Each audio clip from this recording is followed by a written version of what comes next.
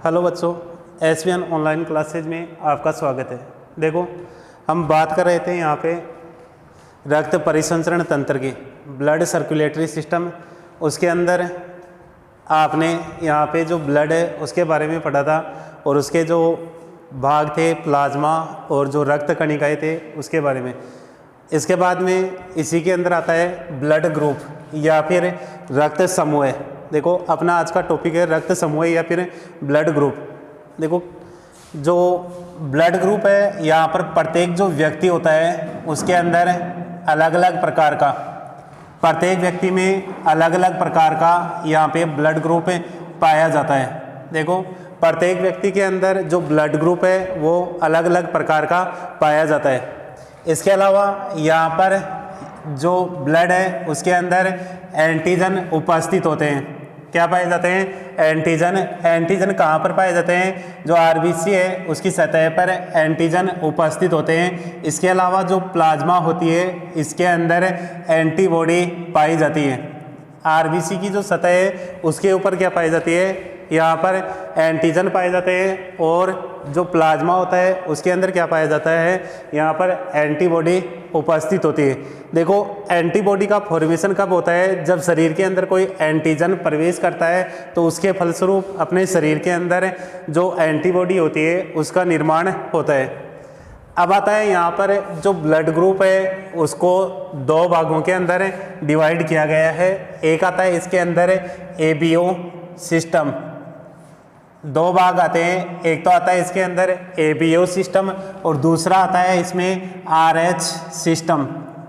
देखो, जो रक्त समूह है इसे दो कैटेगरियों के अंदर डिवाइड किया गया है। एक तो आता है एबीओ सिस्टम और दूसरा आता है इसके अंदर आरएच सिस्टम। देखो, 1900 के अंदर लैंड स्टीनर ने यहाँ पर जो एबीओ सिस्टम है उसके बारे में बताया और ये बताया कि जो मनुष्य है, मनुष्य के अंदर यहाँ पर 4 प्रकार का ब्लड पाया जाता है। पर जो मनुष्य है उनके अंदर कितने प्रकार का ब्लड ग्रुप पाया जाता है? 4 प्रकार का। देखो, ब्लड के अंदर अभी बताया था आरबीसी पर तो क्या पाई जाती है? यहाँ पर एंटीजन पाए जाते हैं। इसके अलावा जो प्लाज्मा होता है उसके अंदर एंटीबॉडी पाए जाते हैं। अब एंटीजन कौन कौन से होते हैं? कैपिटल ए और कैपिटल बी, ये 2 प्रकार के एंटीजन है। इसके अलावा प्लाज्मा के अंदर जो एंटीबॉडी है ये भी 2 प्रकार की है, वो होगी यहाँ पर स्मॉल ए और स्मॉल बी। देखो, 2 प्रकार की तो एंटीजन है और 2 प्रकार की एंटीबॉडी है। एंटीजन तो कौन से हैं यहाँ पर?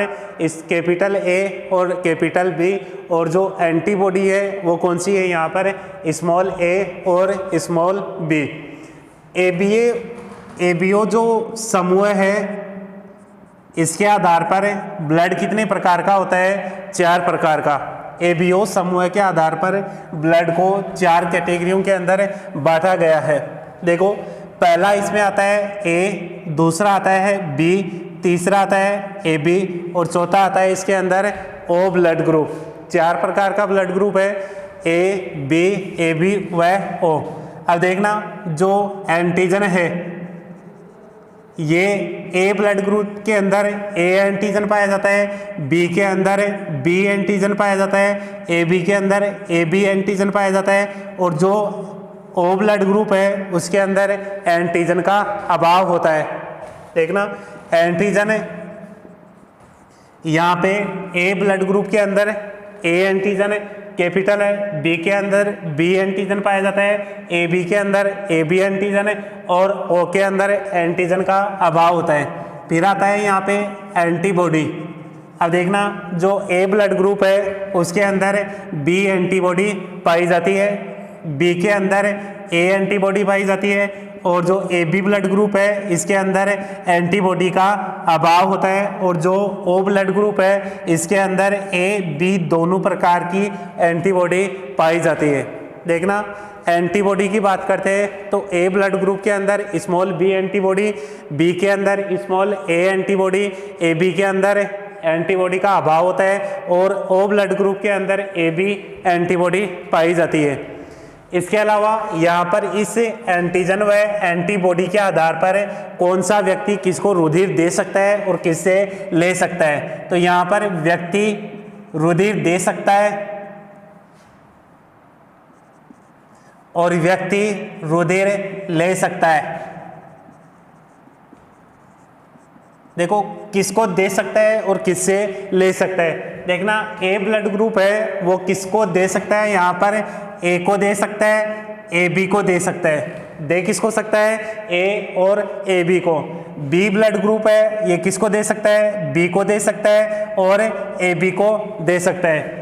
ए बी ब्लड ग्रुप यहाँ पर केवल ए बी ब्लड ग्रुप वाले व्यक्तियों को ब्लड दे सकता है। इसके अलावा ओ ब्लड ग्रुप है, इसके अंदर कोई एंटीजन नहीं है और एंटीबॉडी ए बी है, इसलिए ये सभी प्रकार का जो ब्लड ग्रुप है उसको यहाँ पे ब्लड दे सकता है। अर्थात ए ब्लड ग्रुप वाले व्यक्ति को भी दे सकता है, बी ग्रुप वाले व्यक्ति को भी दे सकता है, ए बी ग्रुप वाले को और ओ ग्रुप वाले। तो चारों प्रकार का जो ब्लड ग्रुप है उन सभी व्यक्तियों को ब्लड देने का कार्य कौन सा कर रहा है ग्रुप है, ओ ब्लड ग्रुप कर रहा है। इसके अलावा व्यक्ति से ले सकता है कि यहाँ पर कौन सा ब्लड ग्रुप वाला व्यक्ति किससे ब्लड ले सकता है। तो देखना ए वाला है वो यहाँ पर किससे ले सकता है, ए से ले सकता है और ओ ब्लड ग्रुप से ले सकता है। इसके अलावा यहाँ पे जो बी ब्लड ग्रुप वाला है ये बी से ले सकता है और ओ से ले सकता है। ए बी वाला है ये ए से ले सकता है, बी से ले सकता है, ए बी से ले सकता है और ओ से ले सकता है। देखना यहाँ पे बी वाला ए बी वाला है वो किस किस से ले सकता है, ब्लड ग्रुप ए से ले सकता है, बी से ले सकता है, ए बी से और ओ से ले सकता है। फिर आता है यहाँ पे ओ ब्लड ग्रुप, यहाँ पर देखो ये सभी को दे सकता है लेकिन केवल ओ ब्लड ग्रुप वाला व्यक्ति है उसी से ले सकता है। यहाँ पर जो ए बी ब्लड ग्रुप वाला व्यक्ति है इसको सार्वत्रिक ग्राही कहा गया है, यानी कि सभी से ये ब्लड ले सकता है इसलिए इसे सार्वत्रिक ग्राही कहा गया है। जबकि ओ वाला है ये सभी को ब्लड दे सकता है इसलिए इसे सार्वत्रिक दाता के नाम से जाना जाता है। देखो ओ ब्लड ग्रुप है वो देने वाला है, सभी को ब्लड ग्रुप देता है इसलिए इसे सार्वत्रिक दाता, और ए बी वाला है वो सभी से लेता है इसलिए इसे यहाँ पर सार्वत्रिक ग्राही के नाम से जाना जाता है। क्या होगा यदि यहाँ पर जो ब्लड ग्रुप है उसको बिना किसी जांच के एक स्वस्थ व्यक्ति से दूसरे किसी मरीज के अंदर डोनेट कर दिया जाता है या फिर चढ़ा दिया जाता है तो क्या होगा। देखो वहाँ पे क्या होगा, एंटीजन एंटीबॉडी कॉम्प्लेक्स बनेगा, एंटीजन एंटीबॉडी कॉम्प्लेक्स या फिर संकुल का निर्माण होता है जिसके कारण व्यक्ति की क्या हो जाती है, मृत्यु हो जाती है। एंटीजन एंटीबॉडी कॉम्प्लेक्स के कारण यहाँ पर ब्लड के अंदर इस क्लॉटिंग हो जाती है जिसके कारण व्यक्ति की क्या होगी, मृत्यु हो जाती है। इसलिए यहाँ पर जो ब्लड ग्रुप है उसकी जांच करके जो मरीज व्यक्ति होता है उसको चढ़ाया जाता है। यदि किसी यहाँ पर जांच नहीं की जाती है तो व्यक्ति की क्या हो जाती है, यहाँ पर मृत्यु हो जाती है। फिर आता है इसके अंदर जो एबीओ तंत्र है इसकी वंशागति, एबीओ तंत्र की वंशागति। देखो एक वैज्ञानिक का नाम आता है ब्रैनस्टीम, इसने सबसे पहले यहाँ पर एबीओ तंत्र की वंशागति के बारे में बताया था। जो एबीओ तंत्र है इसकी वंशागति के बारे में सबसे पहले किसने बताया था, बर्नस्टीम के द्वारा बताया गया था। देखना इसने बताया था कि जो एबीओ तंत्र है ये यहाँ पर बहु युग्म विकल्पी वंशागति को प्रदर्शित करता है, बहु युग्म विकल्पी वंशागति को प्रदर्शित करते हैं। यहाँ पर ब्लड के अंदर देखना, ब्लड में जो एबीओ तंत्र है उसमें 3 प्रकार के यहाँ पर जीन उपस्थित होते हैं जिसके अंदर एक आता है एक आता है IB और एक होता है I0। जो IA और IA और IB ये तो क्या होते हैं यहाँ पर प्रभावी जीन होते हैं, जबकि I0 वाला कैसा होता है यहाँ पर अप्रभावी जीन होता है। यहाँ पर जो 3 प्रकार के जीन है इनके द्वारा इसके 6 युग्म विकल्पी बनते हैं। कितने युग्म विकल्पी बनते हैं? 6 युग्म विकल्पी बनते हैं, जिसके अंदर एक तो होगा आपका IA, दूसरा होगा IA I0, तीसरा है IB,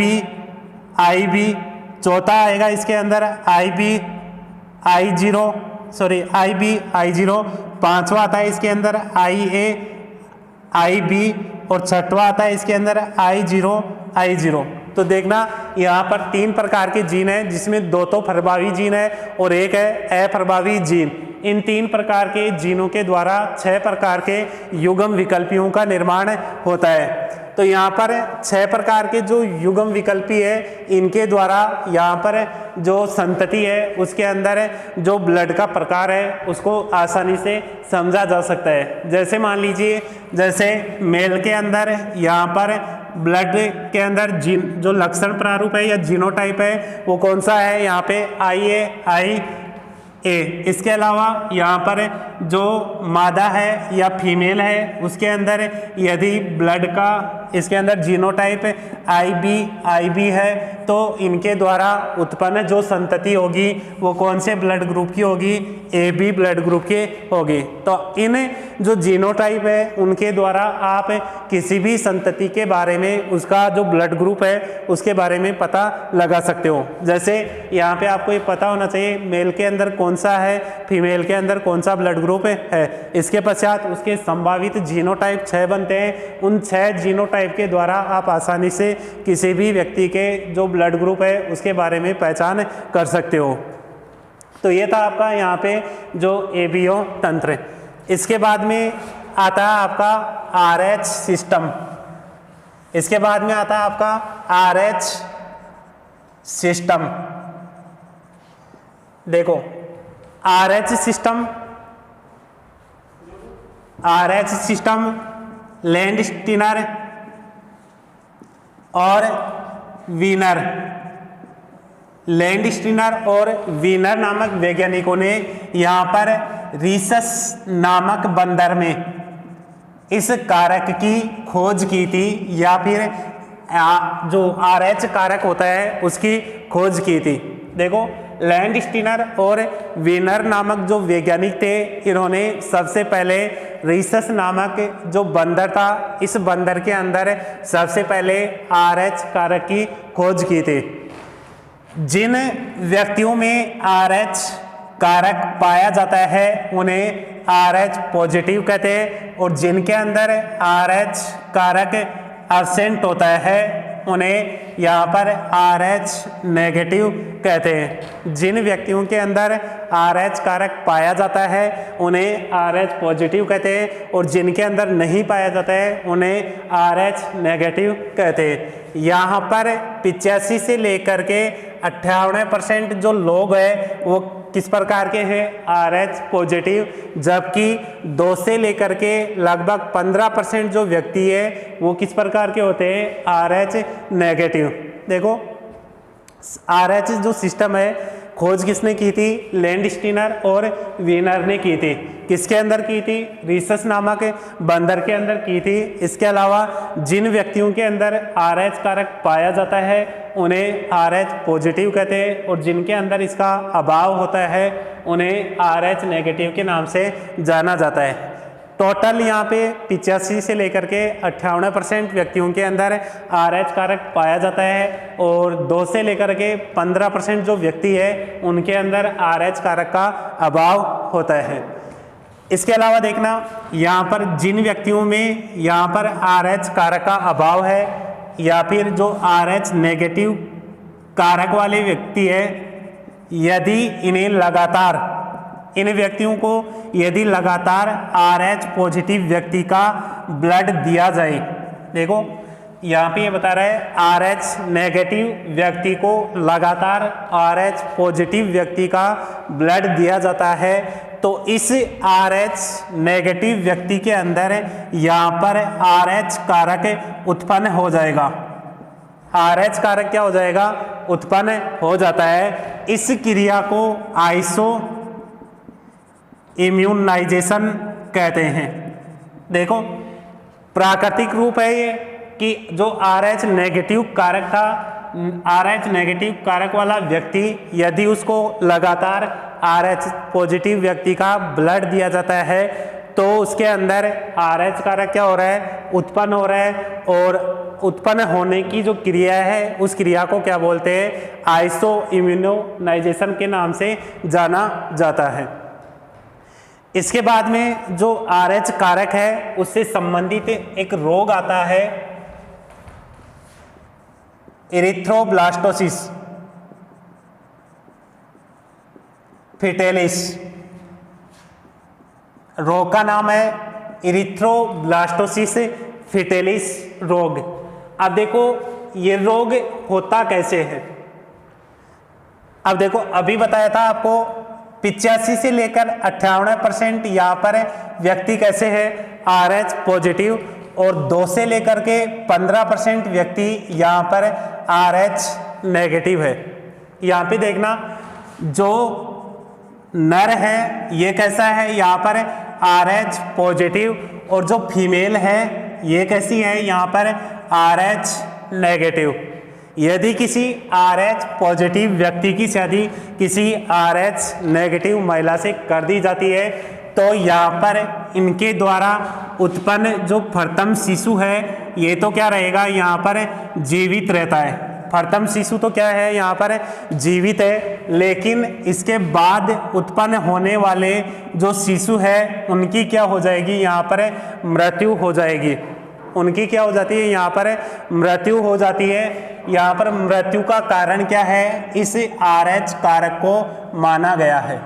देखो एक एग्जाम्पल है कि RH पॉजिटिव व्यक्ति की शादी किसी RH नेगेटिव महिला से कर दी जाती है तो यहाँ पर इनके द्वारा उत्पन्न जो प्रथम शिशु है वो तो यहाँ पे जीवित रहेगा। इसके पश्चात जन्म लेने वाले जो बच्चे हैं या फिर जन्म से पहले ही उनकी क्या हो जाएगी? मृत्यु हो जाएगी। अब रीजन क्या है यहाँ पर मृत्यु का? कि देखना जब RH नेगेटिव जो फीमेल है प्रथम बार गर्भ धारण करती है, प्रथम बार यहाँ पे गर्भ धारण कर रही है तो उस दौरान जो RH इसका जो गर्भ है उसके अंदर RH पॉजिटिव शिशु का विकास होता है। किसका विकास होता है? RH पॉजिटिव शिशु का विकास होता है। और इस RH पॉजिटिव शिशु में से जो RH कारक होता है ये प्लेसेंटा द्वारा RH नेगेटिव मादा में स्थानांतरित हो जाता है। देखो जब RH नेगेटिव फीमेल प्रथम बार गर्भ धारण करती है तो उस दौरान उसके गर्भ के अंदर RH पॉजिटिव शिशु का विकास होता है, जिसके कारण क्या होगा कि जो फीमेल है या मादा उसके अंदर शिशु में से जो RH कारक है ये प्लेसेंटा की सहायता से मादा के अंदर या फिर जो मादा का रक्त होता है उसके अंदर स्थानांतरित हो जाता है। स्थानांतरित होगा।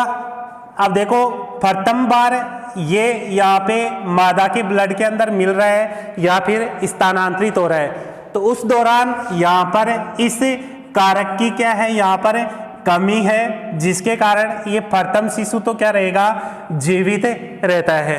अब देखो इस RH नेगेटिव महिला के अंदर इस RH कारक, अब RH कारक कौन सा होगा? एंटी RH कारक, एंटी RH एंटीबॉडी का क्या हो रहा है? इसके अंदर निर्माण हो रहा है। देखो RH नेगेटिव जो मादा है इसके अंदर किसका निर्माण हो रहा है? एंटी RH एंटीबॉडी का निर्माण हो जाता है। इसके पश्चात यदि ये RH नेगेटिव मादा दोबारा से यहाँ पर गर्भ धारण करती है, दोबारा से गर्भ धारण करती है तो उस दौरान यहाँ पर इसका जो गर्भ है या फिर इसके अंदर जो गर्भाशय है, गर्भाशय के अंदर विकसित होने वाला जो भ्रूण है ये इस एंटी RH एंटीबॉडी के कारण गर्भावस्था के दौरान ही यहाँ पर समाप्त हो जाता है।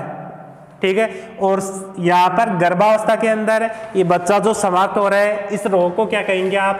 इरिथ्रोब्लास्टोसिस फिटेलिस के नाम से जाना जाता है। अब देखना यहाँ पर जो गर्भस्थ शिशु है उसकी मौत किसके कारण होती है कि यहाँ पर जो RBC है वो क्या हो जाती है? नष्ट हो जाती है। RBC क्या हो जाती है? नष्ट हो जाती है। और RBC नष्ट हो रही है तो जो शिशु है, गर्भस्थ शिशु, इस गर्भस्थ शिशु के अंदर खून की कमी होगी। इसे हीमोपाइटिक पीलिया के नाम से जाना जाता है। किसके नाम से जाना जाता है? हीमोपाइटिक पीलिया के नाम से जाना जाता है। देखो, जब RH नेगेटिव महिला दोबारा गर्भ धारण करती है तो इसके ब्लड के अंदर पहले एंटी RH एंटीबॉडी का निर्माण हो जाता है, जिसके कारण गर्भाशय के अंदर जो भ्रूण होता है वो समाप्त हो जाता है।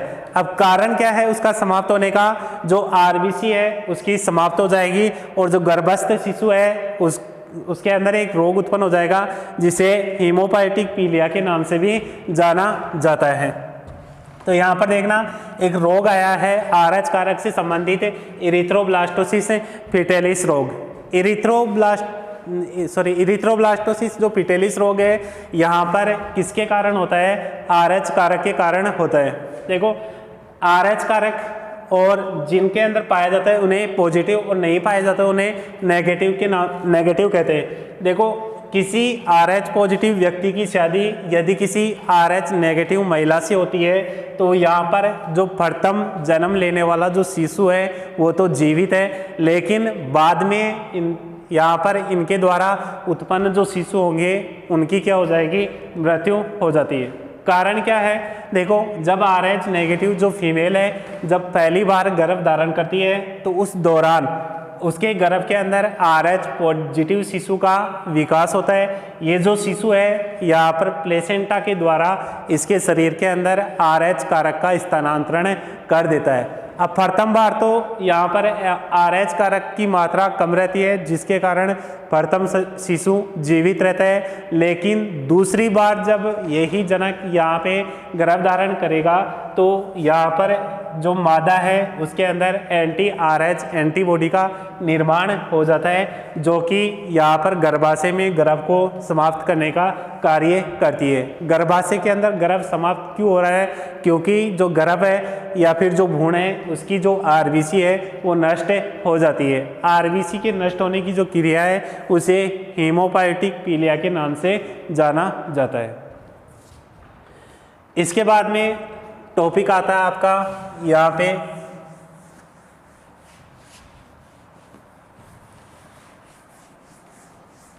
रक्त का थक्का बनना।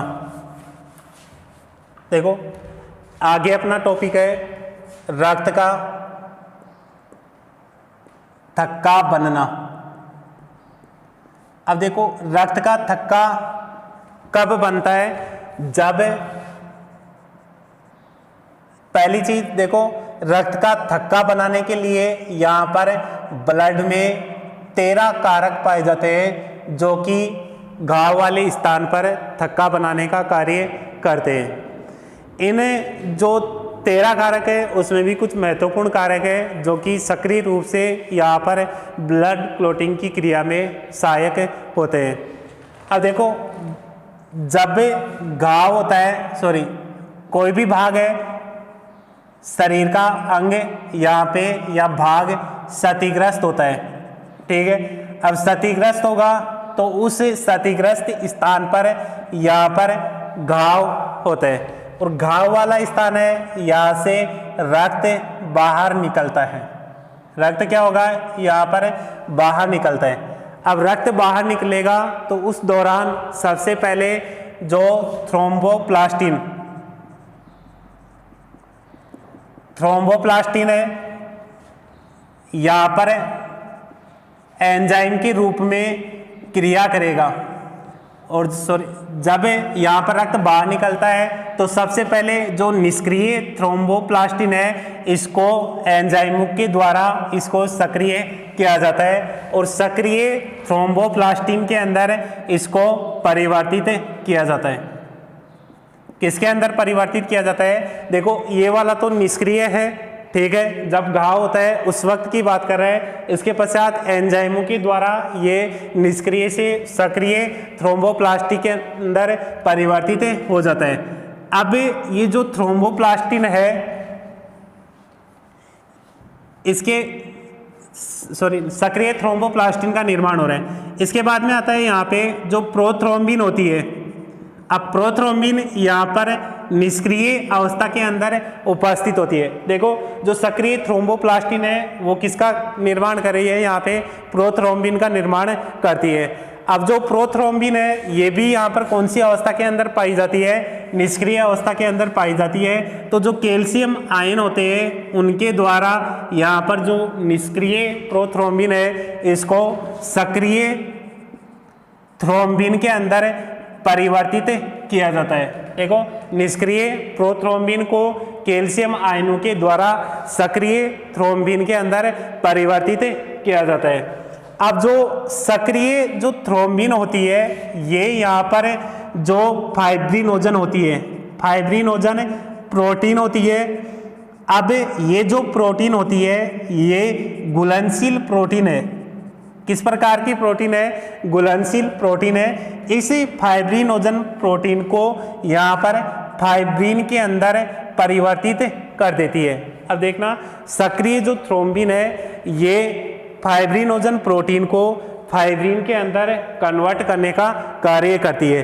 फाइब्रिनोजन प्रोटीन घुलनशील प्रोटीन होती है, जबकि जो फाइब्रिन प्रोटीन है ये अघुलनशील प्रोटीन होती है, जो कि घाव वाला जो स्थान है इस स्थान के ऊपर यहाँ पर जालनुमा संरचना का निर्माण कर लेती है।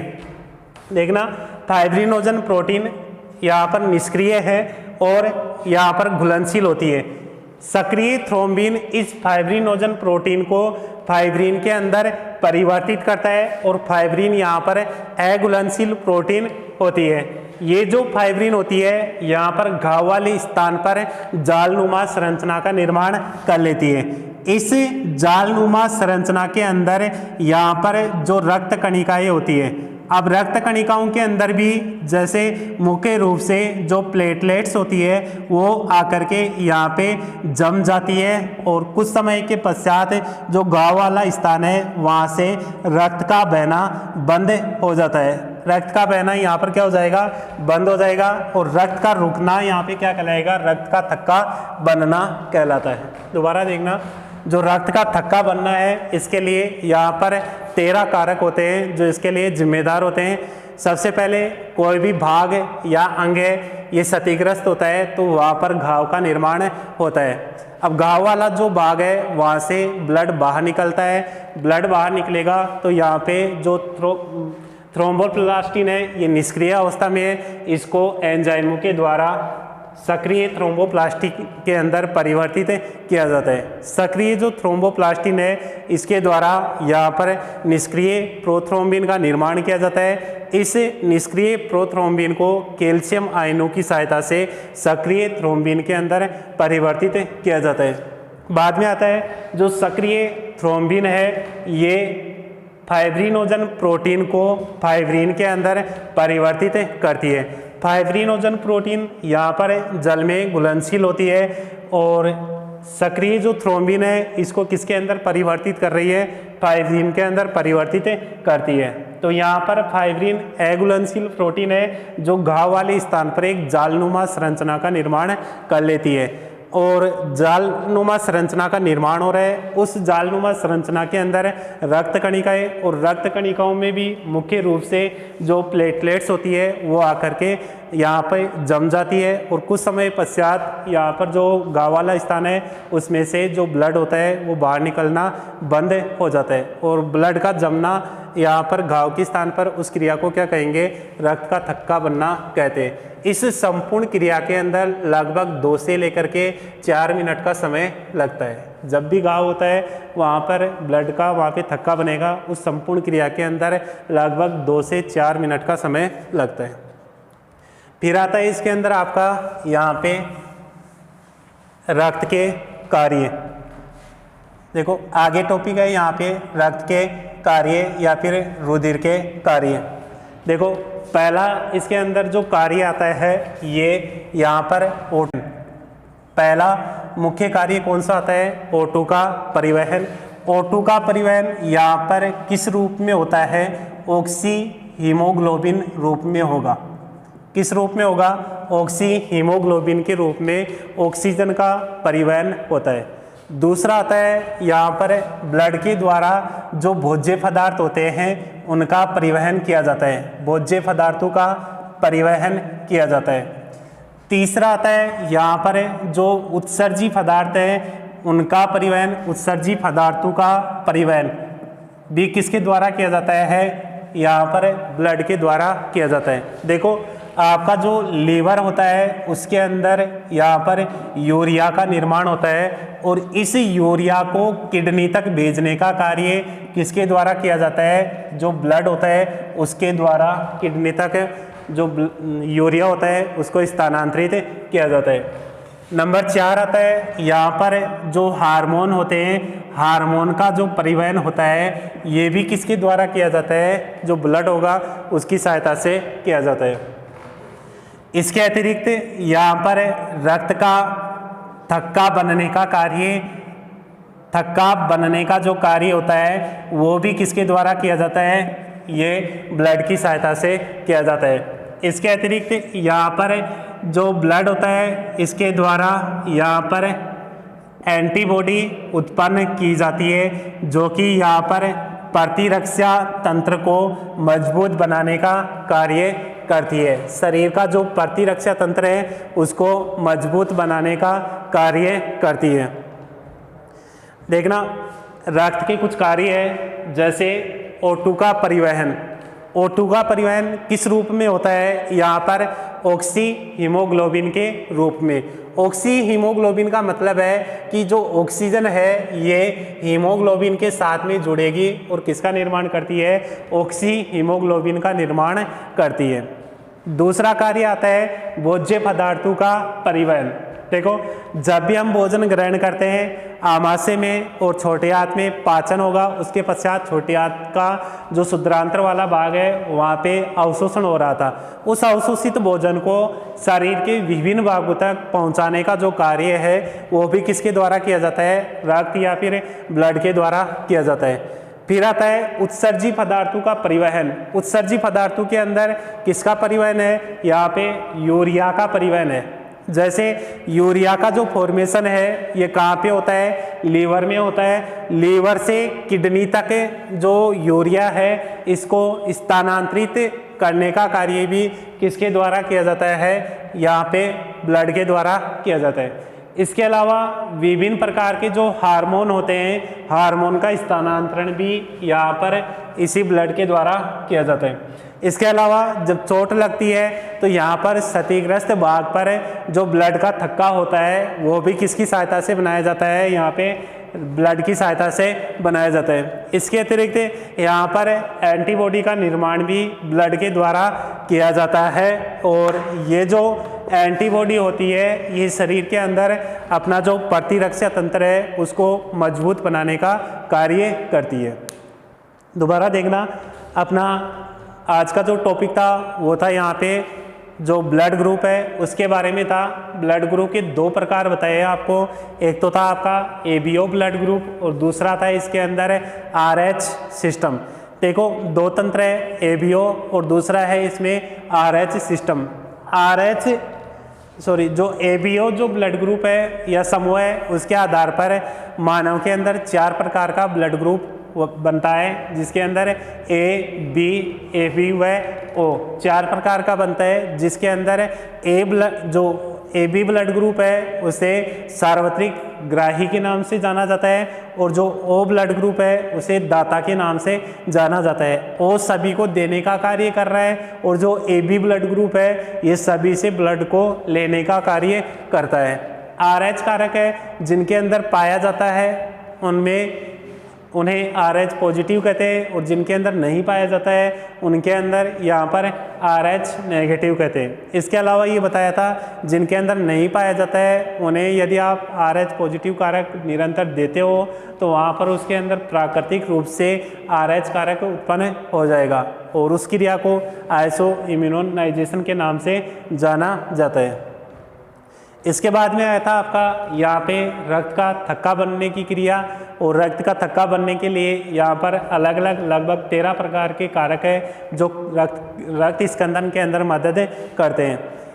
जो रक्त स्कंदन है सबसे पहले कहाँ से स्टार्ट होगा, घाव वाले स्थान से। उसके पश्चात जो थ्रोम्बोप्लास्टिन है, निष्क्रिय थ्रोम्बोप्लास्टिन एंजाइम के द्वारा सक्रिय थ्रोम्बोप्लास्टिन के अंदर परिवर्तित होगी। सक्रिय थ्रोम्बोप्लास्टिन प्रोथ्रोम्बिन के अंदर, प्रोथ्रोम्बिन यहाँ पे निष्क्रिय है, कैल्शियम आयनों की सहायता से ये जो थ्रोम्बिन है उसके अंदर परिवर्तित होती है, और जो थ्रोम्बिन है ये फाइब्रिनोजन को सक्रिय फाइब्रिन के अंदर परिवर्तित करती है। फाइब्रिनोजन जल के अंदर एगुलेंशिल होती है, और जो फाइब्रिन होती है वो एगुलेंशिल होती है। और दोनों जो फाइब्रिन है ये जो घाव वाला स्थान है वहाँ पे एक जालनुमा संरचना का निर्माण कर लेती है, और उस जालनुमा संरचना को क्या बोलते उस जालनुमा संरचना के अंदर जो रक्त कणिकाएँ होती है या फिर जो आपकी प्लेटलेट्स होती है वो आकर के जम जाएगी, और जो ब्लड है उसका थक्का बन जाता है। इसके बाद में आपके कार्य बताए हैं कि ब्लड के कौन कौन से कार्य हैं। देखो जैसे O2 का परिवहन हो गया, भोज्य पदार्थों का परिवहन हो गया, उत्सर्जी पदार्थों का परिवहन हो गया, हार्मोन का परिवहन हो गया, रक्त का थक्का बनाने का हो गया, एंटीबॉडी का निर्माण हो गया जो शरीर के अंदर प्रतिरक्षा तंत्र को मजबूत करती है। इसके अलावा आप एक कार्य ऐड कर सकते हो इसमें कि जो शरीर का तापमान होता है उसको या फिर दैहिक तापमान को नियंत्रित करने का कार्य भी किसके द्वारा किया जाता है, ब्लड के द्वारा किया जाता है। तो आज के लिए